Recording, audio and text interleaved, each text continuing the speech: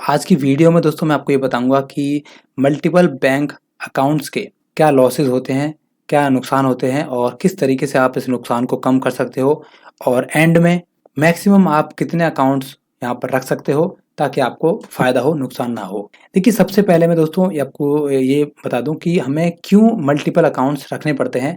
मतलब कोई बंदा क्यों सोचता है कि मैं इस बैंक में अकाउंट खुलवा लूँ, उस बैंक में अकाउंट खुलवा लूँ और तीसरे बैंक में अकाउंट खुलवा लूँ, क्यों ऐसा होता है? ठीक है। तो देखिए, इसका जो कॉमन कारण है, सबसे बड़ा जो कारण है वो ये है आपकी सैलरी अकाउंट को लेकर। आपको पता है, अगर आप किसी कंपनी में न्यू जॉइनिंग करते हो तो उस कंपनी का एक बैंक के साथ पहले से टाई अप रहता है। उस कंपनी की जो सैलरी आती है वो उसी बैंक में आती है, ठीक है। तो वहाँ पर आपकी मजबूरी होती है, आपको भैया उस बैंक में अपना अकाउंट खुलवाना ही पड़ेगा। आप वहाँ पर ये नहीं बोल सकते कि सर मेरा तो आईसीआईसीआई में पहले से अकाउंट है, आप एसबीआई में अकाउंट मत खुलवाइए। आपकी वहाँ पर नहीं चलेगी, आपको अकाउंट खुलवाना ही पड़ेगा अगर सैलरी लेनी है तो। ठीक है, तो ये तो हमारी मजबूरी होगी कि हमें अपना अकाउंट खुलवाना ही पड़ेगा। ठीक है दोस्तों, और इस चक्कर में क्या होता है, आप जैसे जैसे जॉब चेंज करते रहते हो, आपके वैसे वैसे नए नए अकाउंट्स खुलते रहते हैं यहाँ पर। ये था दोस्तों पहला कारण, जो एक कॉमन कारण है और सबसे बड़ा कारण है। ठीक है, दूसरा दोस्तों कारण ये होता है, जैसे कि आप जानते हैं कि इनकम टैक्स डिपार्टमेंट है जो, वो आपकी हर ट्रांजेक्शन पर नजर रखता है। बेसिकली अगर कोई ट्रांजेक्शन 10 लाख रुपए से ज्यादा की है तो उस पर तो वो बिल्कुल एक तरह से आपसे नोटिस मांग लेगा कि भैया 10 लाख रुपए आपके अकाउंट में कहाँ से आए या फिर कहाँ से गए, किसको दिया आपने, कहाँ से पैसा आया था, सब कुछ आपसे डिटेल मांग लेगा वो। ठीक है, तो इसी चक्कर से बचने के लिए जो लोग होते हैं जिनके पास मोटा पैसा आता है, वो क्या करते हैं, वो मल्टीपल अकाउंट्स खुलवा लेते हैं। मान लो उन्होंने 5 अकाउंट खुलवा लिए, तो 2-2 लाख रुपए वो हर अकाउंट में सर्कुलेट करते रहते हैं, ताकि जो हाई वैल्यू ट्रांजेक्शन की लिमिट है 10 लाख रुपए, वहां तक भी बात ना पहुंचे, सरकार की नज़र भी ना पड़े और हमारा काम भी चल जाए। तो इस चक्कर में भी वो बहुत सारे अकाउंट्स खुलवा लेते हैं। ठीक है, ये दूसरा कारण था, ये जो एक रीजन है इसका मल्टीपल अकाउंट्स खुलवाने का। ठीक है, तीसरा दोस्तों जो कारण है वो है एफडी अकाउंट को लेकर।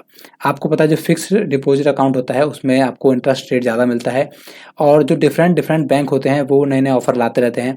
सपोज कीजिए आपको अभी आपका अकाउंट अभी एक बैंक में है, वहाँ पर आपका एफडी अकाउंट भी है, वहाँ पर आपको 6% का या फिर 7% का इंटरेस्ट रेट मिल रहा है।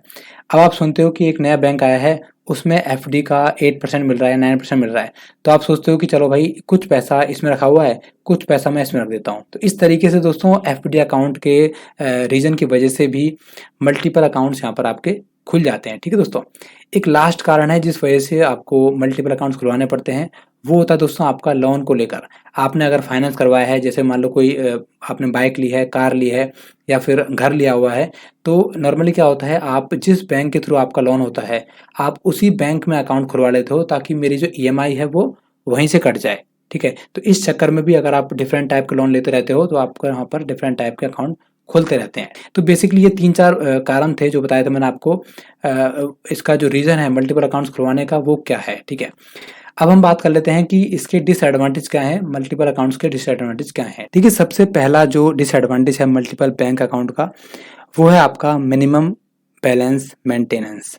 आपको पता है कि किसी भी बैंक में अगर आप अकाउंट खुलवाते हो तो उसका एक क्राइटेरिया होता है कि आपको इतना पैसा इस बैंक में रखना ही पड़ेगा। जैसे कि मान लो आपने एक प्राइवेट बैंक में अकाउंट खुलवाया और उसमें आपको 5,000 रुपये की लिमिट है कि भैया 5,000 रुपये आपके अकाउंट में होने ही चाहिए, 5,000 रुपये आपको मिनिमम बैलेंस के रूप में रखना ही पड़ेगा। और इस तरीके के दोस्तों अगर आपके पास 3-4 अकाउंट हो गए तो आपके 20-25 हज़ार रुपये फिक्स आपको रखने पड़ेंगे। आप उसको ना तो इन्वेस्ट कर सकते हो कहीं पर, ना ही निकाल सकते हो। अगर निकालोगे तो आपका मिनिमम बैलेंस कम हो जाएगा और उस वजह से आपको चार्ज देना पड़ेगा। तो यहाँ पर एक बहुत बड़ा ये डिसएडवांटेज है बहुत सारे अकाउंट्स होने का, क्योंकि आपको बहुत सारे अकाउंट्स में सभी में आपको मिनिमम बैलेंस बनाए रखना होता है। दूसरा जो डिसएडवांटेज है वो आपका सिबिल स्कोर को लेकर।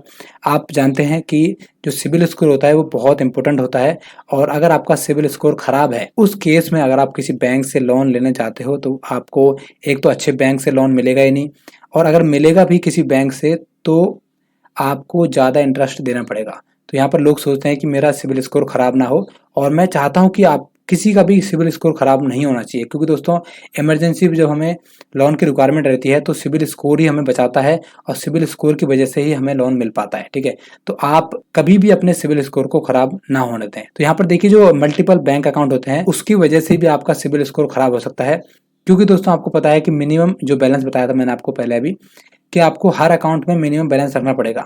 अगर आप किसी भी बैंक में मिनिमम बैलेंस कम कर देते हो तो उस केस में जो आपकी ट्रांजेक्शन है वो सेबी को चली जाएगी। वहाँ पर पता चल जाएगा कि भाई इस बंदे ने डिफ़ॉल्ट किया है, मिनिमम बैलेंस नहीं रखा हुआ है, इस पर चार्ज लगा है और उस वजह से भी आपका सिबिल स्कोर खराब हो जाएगा। मतलब कि मिनिमम बैलेंस ना रखने की वजह से भी आपका सिबिल स्कोर यहाँ पर खराब हो सकता है। देखिए यहाँ पर जो तीसरा डिसएडवांटेज आपको होगा बहुत सारे अकाउंट होने की वजह से, वो ये होगा कि आपका जो सर्विस चार्ज है वो बहुत ज़्यादा बढ़ जाएगा।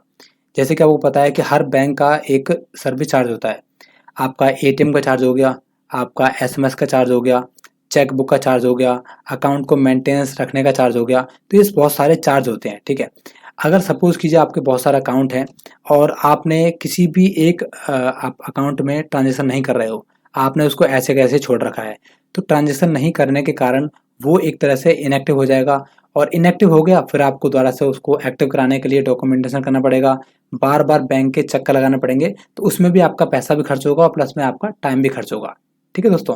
तो इस तरीके से अगर आप बहुत सारे बैंक्स रखोगे, बहुत सारे अकाउंट रखोगे, तो वहाँ पर भी आपका जो सर्विस चार्ज है वो बहुत सारा हो जाएगा, बहुत ज़्यादा आपको पे करना पड़ेगा बेमतलब का। देखिए इसके बाद दोस्तों एक डिसएडवांटेज और भी है, वो है आपका फ्रॉड को लेकर। आपको पता है कि बैंक्स में अकाउंट जो होता है उसको लेकर काफ़ी फ्रॉड होते रहते हैं, कभी किसी का पैसा कट जाता है, कभी किसी पर ओटीपी नहीं आता। तो अगर इस तरीके से अगर आपके पास बहुत सारे अकाउंट रहेंगे तो आपके पास संभावना ये है कि आपके साथ बहुत ज़्यादा फ्रॉड हो सकता है। देखिए हमने अभी बात करी कि हमें मल्टीपल अकाउंट्स क्यों खुलाने पड़ते हैं, इसके नुकसान क्या होते हैं।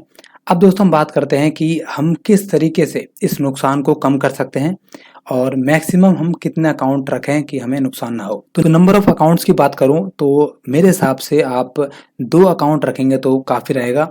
2 अकाउंट में आप अपना काम चला लीजिए। अगर आपको फिर भी ज़रूरत है अकाउंट्स की तो आप 3 अकाउंट रख सकते हैं मैक्सिमम बस, ठीक है। 2 अकाउंट दोस्तों मैं इसलिए बोल रहा हूँ क्योंकि मैं चाहता हूँ कि आप 1 अकाउंट कम से कम गवर्नमेंट बैंक में खुलवाएँ। क्योंकि आपको पता है कि जो गवर्नमेंट बैंक होता है वो एक तरह से सेफ माना जाता है, वहाँ पर आपका पैसा सुरक्षित रहता है, ठीक है। इन केस अगर कोई दिक्कत होती है प्राइवेट बैंक में तो कम से कम आपका कुछ पैसा तो यहाँ पर सेफ रहेगा गवर्नमेंट बैंक में, ठीक है दोस्तों। इसके अलावा दोस्तों अगर आपके मल्टीपल अकाउंट खुल गए हैं जॉब के कारण सैलरी अकाउंट खुल गए हैं, तो आप एक काम कर सकते हैं, आप अपने अकाउंट को जैसे ही आप जॉब छोड़ते हो वैसे ही आप एक नोटिस देकर, एक एनओसी देकर अपने सैलरी अकाउंट को बंद कर सकते हो कि सर मेरा इस अकाउंट को बंद कर दीजिए, मैं अब किसी और कंपनी में लग गया हूँ, वहाँ पर मेरा दूसरा अकाउंट खुल गया है तो प्लीज़ इस अकाउंट को आप बंद कर दीजिए। इस तरीके से आप अपने सैलरी अकाउंट को बंद करवा सकते हैं और जैसे ही आपको लेटेस्ट कंपनी में लगेंगे तो वहाँ पर अकाउंट चालू करवा दीजिए, पुरानी कंपनी का बंद करवा दीजिए, पूरा बंद करवा दीजिए, उसको बिल्कुल भी आपको खाली नहीं छोड़ना है। इसके अलावा अगर आपने लोन की ईएमआई भरने के लिए अकाउंट खुलवाया था और अब आप उस लोन को भर चुके हो, वो लोन खत्म हो चुका है, तो आप एक एनओसी देकर उस बैंक अकाउंट को भी बंद करवा सकते हैं। इस तरीके से दोस्तों आप एक से एक मतलब एक-एक करके अपने जितने भी बैंक अकाउंट हैं आपके जो बेमतलब में खुले पड़े हैं, उन सभी को आप बंद करवा दीजिए और इस तरीके से आप एक लिमिट सेट कर पाएँगे कि भाई ये अकाउंट मेरा ये इसमें मेरा काम होता है, इसमें मेरे पैसे आते हैं और यही मेरा चालू रहेगा। ठीक है? जो पहले के अकाउंट थे, जो पुराने अकाउंट थे, उनको एक-एक करके आप सभी को बंद करवा दीजिए। आसानी से आपका बैंक अकाउंट बंद हो जाता है एक एप्लीकेशन देने के बाद ही। देखिए, इसके अलावा अगर आपको किसी बैंक में एफडी अकाउंट खुलवाना है, फिक्स्ड डिपॉज़िट रखना है, तो आप उस बैंक से बात कीजिए। आप उस बैंक को बोलिए कि सर मुझे सिर्फ़ एफडी करवानी है, मेरा सिर्फ़ एफडी अकाउंट खोलिए, मेरा आप सेविंग अकाउंट मत खोलिए। उस तरीके से दोस्तों आप बच सकते हो सेविंग अकाउंट्स खोलने से और बैंक आपकी बात ज़रूर मानेगा क्योंकि बैंक में ऐसा प्रावधान होता है, जहाँ पर बहुत सारे बैंक ऐसे भी होते हैं जो सिर्फ़ एफडी अकाउंट खोलते हैं। ठीक है दोस्तों? तो इस तरीके से दोस्तों आप मल्टीपल अकाउंट्स को कंट्रोल कर सकते हो, उसको लिमिट सेट कर सकते हो और नुकसान से बच सकते हो। ठीक है दोस्तों? तो इस वीडियो में इतना ही। आई होप आप मेरी बात समझ गए होंगे। इसके अलावा दोस्तों अगर आपको कुछ बात कहनी है अपनी, तो प्लीज़ कमेंट सेक्शन में लिखें और वीडियो अच्छी लगे लाइक कर देना और नए हो सब्सक्राइब भी कर देना। Thank you very much.